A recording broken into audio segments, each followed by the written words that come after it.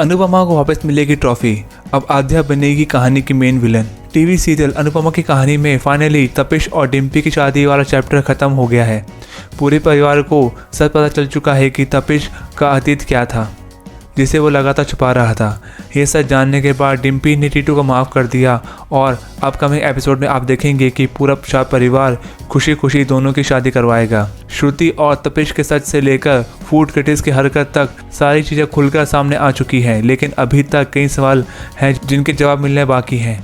मसलन क्या अनुपमा को अमेरिका और पूरी दुनिया के सामने फिर से वही प्यार और वही शोहरत मिल पाएगी जिसकी वो हकदार है? क्या गुलाटी को उसके की एक सज़ा मिलेगी? क्या अनुपमा को दी गई सुपरस्टार शेफ की ट्रॉफी वापस मिल पाएगी?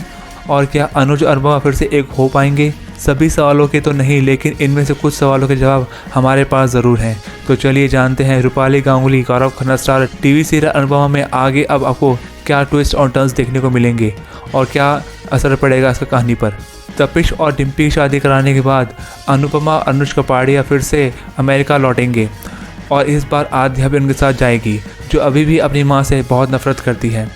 एक तरफ जहाँ अनुपमा को फिर से अपनी बेटी आद्या की जली कटी बातें सुनने को मिलेगी, वहीं दूसरी तरफ उसकी ज़िंदगी में काफ़ी कुछ अच्छा होगा। गुलाटी और फूड क्रिटिक्स का सच सबके सामने आने के बाद अनुपमा को निर्दोष साबित किया जाएगा और इसके बाद सुपरस्टार शेफ के मेकर्स अनुपमा को उसकी ट्रॉफी वापस लौटाएंगे। जहाँ तक श्रुति की बात है तो हाल ही में इंटरव्यू में सुकृति ने बताया था कि उनके हिसाब से उनका किरदार शो में ख़त्म हो चुका है। तो ऐसा माना जा रहा है कि यहाँ से श्रुति का महीनों पुराना ट्रैक ख़त्म हो गया है और अब फिर से अनुज और अनुपमा की कहानी आगे बढ़ेगी। लेकिन फैंस थ्योरी के मुताबिक बाबूजी बा और श्रुति के किरदार ख़त्म होने के बाद अनुज और अनुपमा की ज़िंदगी में मेन विलन आद्या बन जाएगी। लेकिन क्या वाकई ऐसा होगा?